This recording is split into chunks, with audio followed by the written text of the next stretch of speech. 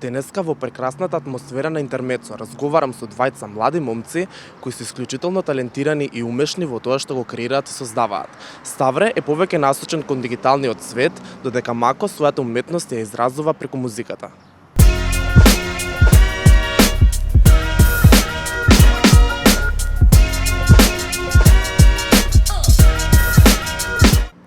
За почеток да ви посакам добре дојде во Hype Македонија за прв пат, Ставре и Мако. Кажете ми како сте денеска? Супер, ви благодарам на поканата. Искрено малце сме уморни, пошто со Вајле имавме лет од Германија за Скопје, ама супер е денов, така да често задоволство ми е да битно стигнавме. Пред се фала ви на поканата. За прв пат сме во Hype МК и се надам дека ќе позборуваме поконкретно за нашите идни случувања. За почеток ќе почнеме, Ставре, со тебе. Кажи ми, ти имаш почнато на платформата YouTube од твои 14 години. Кажи ми како дојде до тоа? Да, од прилика на 14 години почнав со YouTube. Мој другарче, во тој момент немавме телефони, во тој момент ретко кој имаше телефони, мој другар имаше телефон и во тој момент многу се снимаја игри. Во тој момент беше многу популарен Муџа, кој помладиве го знаат, српски јутубер, и во тој момент се играше Minecraft, GTA, тие игри, и другарче имаше снимано Minecraft епизода и имаше објавено на YouTube. И тоа беше вау за нас, како го има тоа направено. И така почнавме, всушност, тој ми ја покаже прва епизода и така почнавме да снимаме прво гейминг, па после тоа свативме дека гейминг светот е мала некоја точка и не е толку гледана и почнавме да правиме некој пренкој, почна такви видеа да бидат интересни и да, во главно со мој другар од 14 години до некој 20 години се занимавав со YouTube и после тоа После тоа правиш транзиција од YouTube во дигиталниот свет. Кажи ми зошто направи таква транзиција? Искрено да кажам, малце се разочарав и од сите јутубери во тој момент што беа најактуелни, јас и мојот другар Никикс бевме искрено едни од најактуелните во тој момент во короната. И сега еден најјутубер кој почне кој се сврти против тебе, ни кажа некои работи што пример тебе нема никогаш да те види. Јас ти реков сега за инет, јас ќе направам нешто за инет да им докажам дека можам да направам и сватив дека јутубов ми прави некои граници што тоа што само да достигнам, не можам да достигнам со јутубов и имав некои скилови што ги научив од јутубов, пример едитирање, знаев да едитирање, фотошоп, некои такви работи, тоа го искористив и почнав да снимам за други, пример, спотови, за социјални мрежи, рилсови и така сушност се свртив од YouTube на поќе на дигиталниот свет, да. Кажа дека имало некој креатор кој работел против вас, може ли ми кажеш кој е тој? Искрено, во тој момент GP се сврти против нас, поради тоа што ние многу цскавме претходно и кога виде дека ние почнеме да успеваме, до тој момент го немаше, го виде дека во тој момент почнеме да успеваме, братот рече во секој видео не спомнеш имаше некои 5 прашања и фанов му поставуваат кои се твоите омилени јутубери и тој иронично каже моите омилени јутубери се Ставре и Никикс. И, пример, јас во тој момент имав некои 16 години и сега некои што имат 20 плюс години, ти викаат, те исмејаваат, најголем е во тој момент, тој што ќе речи тоа е и тоа е тоа. Значи, онака, во моја вагла, од 16 години сум имал, си реков шо прам лошо и се повлеков во тој момент некои 2 години на YouTube. Да речеме, имав поради тоа што уште како мал имав многу хејт од на школа, од моето основно училиште.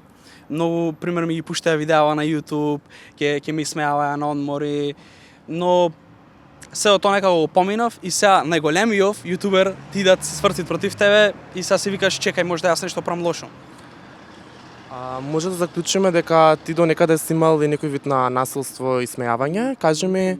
Насилство немав пример да сега да се тепаме нешто или ти да ме удират, ама имав вербално насилство. Да, преголемо, искрено сега кога си вратам вака филмов, не знам како јам издржано, поради тоа што секој одмор тебе да ти ги пуштат видеата, не е мала работа. Пример, јас сум имал во тој момент 15-16 години.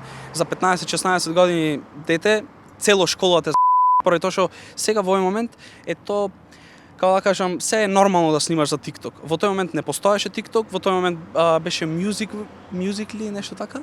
Да, ама YouTube не беше толку славен кај нас, имаше некои 5-6 јутубери што беа популарни и ние имавме по 200-300 сабскрајбери и сега сите буквално сите на школа као што се име на одмор, ајде да видиме нашиот омилен јутубер што имат објавено ново видео, ајде да видиме што имат објавено. И смејавање буквално секој ден, онака имаше моменти што првично јас почнав да снимам на YouTube и ги избришав видеа ради нив, поради тоа што се разгласи низ цела школа и после сфатив дека не се тие што ќе ми судат мене, што можам да направам со животов.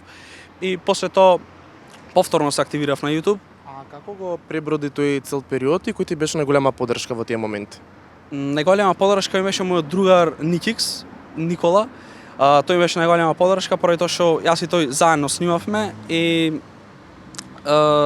дури немав некоја поддршка ни од дома, поддршка од дома добив тек ко почнав да имам веќе некои бројки, ко сватија дека може нешто да биде од ова. Ми викаа што се глупира, што е ова, фати нешто работи, ова што го правише безвредно.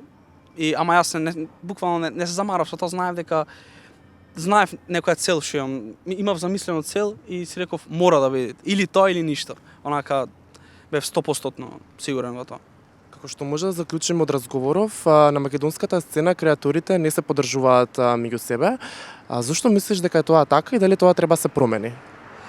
Па зошто е тоа така? Заради реално сега ако гледаме, публикава најмногу тоа сакат да пример хейт. Јас и ти сега овде како се караме, јас тебе ако ти речам некои работи, тоа ќе е погледано. Јас ако сега тебе фатам да правам озбилен муабет, тоа нема да е гледано. Или пример, ако се поддржиме ние со не знам некој креатор македонски, тоа нема да е нешто гледано. Ама јас сега ако фатам да хейтам некој креатор македонски, тоа ќе е гледано. Реално тоа од секогаш биле некој трач муабет и секогаш биле најгледани.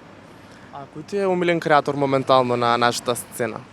На македонскава сцена?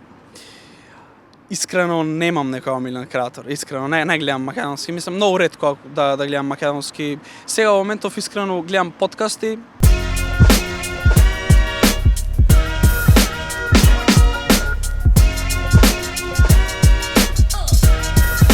Гледаш Hype Македонија? Нормално. Искрено гледам Hype Македонија, ама се во моментов тоа е разликата кога јас снимав на YouTube и сега.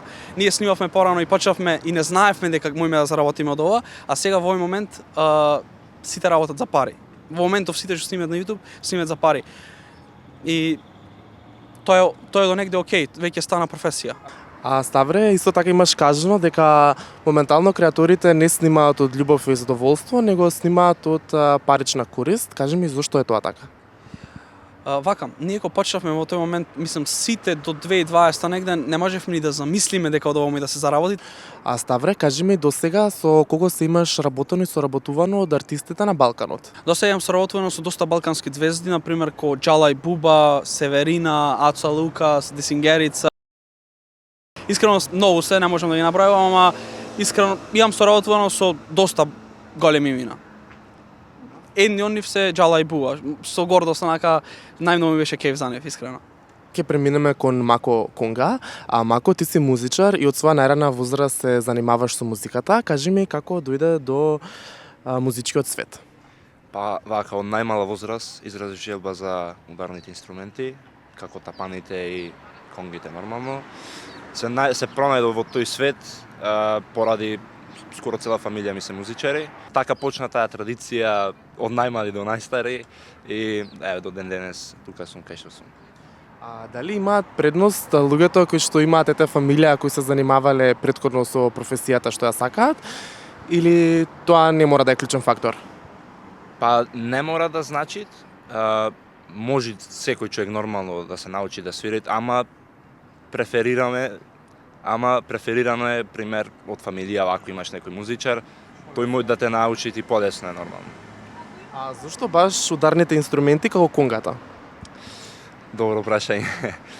Па едноставно ги видов јас конгиве. Германија бевме во еден клуб, шпански клуб, јас и другар ми и гледаме конги како што свират и ги гледам вака и ми се свига едноставно и реков и ја да пробам.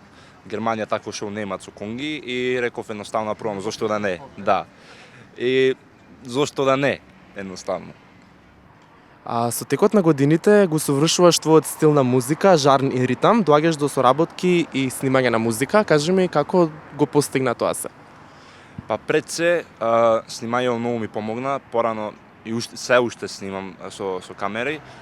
Во Германија многу често, скоро секој викенд снимав по дискотеки, правев кратки видеа како after movie и од тие контакти, врски да ги наречам, дојдо до тоа да газдиве на клубови да ме примаат, да имам врска со нив, да ме примаат со конгиве, да настапам, да направиме некое шоу. Кажи ми со кого се имаш соработувано и каде се пронаѓаш во иднина? Првиот мој настап беше со In Vivo, еден, да речам, едни од најпознатите поранешни и досегашни артисти, кои имаат за нив многу хитови. Потоа бев специјален гост на концертот на Аца Лукас и Драна Мирковиќ, заедно со DJ Матео, и тој е еден од подобрите диџеови на Балканот. Па во иднина се гледам како успешен перкунист и најбитно ми е луѓето кои ќе дојдат на мојот настап да си поминат најво и да можам мојата енергија да ја пренесам на нив. Супер, Мако, кажи ми од кого имаш најголема мотивација? Добро прашање. Па прво од дома, моите родители, најдобриот другар и помагател Ставре исто, тој све ми помагат околу настапи, околу снимање, јас него му помагам исто и цело време си помагаме заедно. А Мако, кажи ми дали имаш поддршка од дома, од фамилијата и дали ти има дадено некој совет кој те води низ животот? Да, пред се моите родители нормално и секогаш ми викале имај некој занает, значи било шо или да свириш или да снимаш, за утре ден да не останеш не дај Боже на улица, така да секој што ми го викале тие и тоа е тоа. Мако, со кого би сакал да соработуваш следно? Со Бока Конга. Па искрено, со еден, да кажем, од најпопуларните и најголемите музички артисти, перкусионисти, еден од нив е Бока Конга. Со него би сакал, во иднина, зошто да не. А кој ти е омилен музички изведувач? Музички изведувач... Само музика што свирите или што пеет? Аха. Аца Лукас. А дали има некој музички изведувач на кој би му забранил да се занимава со музика? Не, зошто би? Не. Добро, кажи ми, Мако, што би им препорачал на младите кои што сакаат да се занимаваат со ударните инструменти? Па само упорност, упорност само да имате, ако имате цел, никош не се откажвите од тоа, само напред газите и све ќе си дојде на свое време. Мако, за крај, дали ќе ни откриеш каков е твојот љубовен статус? 50-50. Што значи тоа? Па, окей, не е лошо. Има нешто. Има нешто, и видиме. Ставре и Мако, ви благодарам на прекрасното интервју и на одвоеното време. Благодарам и на вас, само уште сам да кажам до сите млади што гледаат ова интервју, никогаш да не се откажуваат и границите не се Македонија, можат секогаш да најдат на пример ние се најдовме во Германија, може некоја се најти во Швајцарија, може некоја се најти, не е битно, битно е дека никогаш границите се само вашиот ум, немат граници, така да тоа би му кажал на сите млади да се фокусираат на себе, да не гледаат другите што ќе речат и тоа е тоа од мене. Фала и на вас, истото мислење го имам и со Ставре. Фала и на вас, Hype TV, па се гледаме во следна прилика. Јас сум Ставре. А јас сум Мако Конга, а вие гледате Hype Македонија.